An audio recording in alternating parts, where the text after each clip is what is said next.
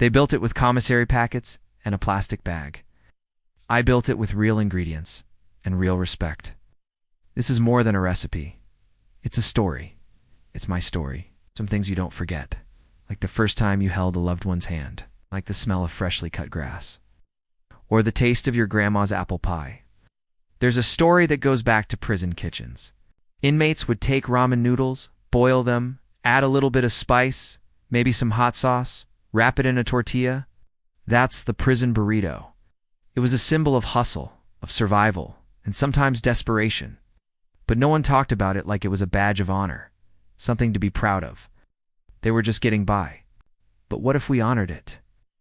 What if we took that same soul, that same heat, that same crunch, and rebuilt it, not with powder packets in a plastic bag, but with real ingredients, real respect? First, grab your tortillas. Warm them up so they're pliable. Next, add your cheese. Now roll it up, tuck it in, and when you get to the end, press it out. Make sure it's tight, because it's going to keep everything in when you're cooking with hot oil and hot sauce. Next, the protein.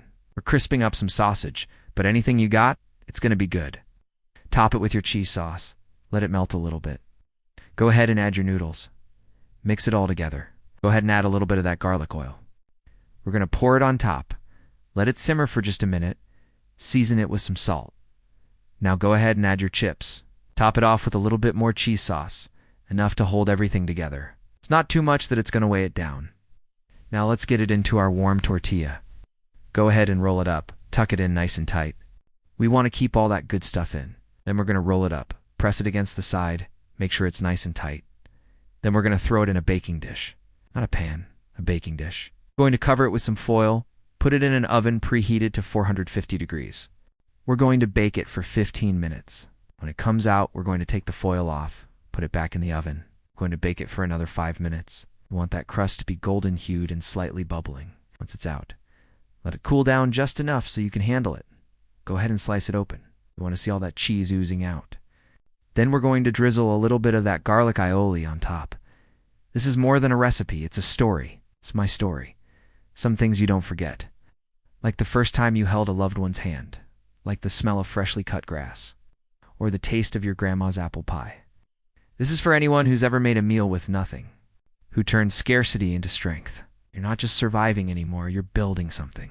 That's why we do what we do. That's why you push through the pain. That's why you put in the work. That's why you show up every day. You're not just getting by, you're building something. So go ahead, enjoy the fruits of your labor.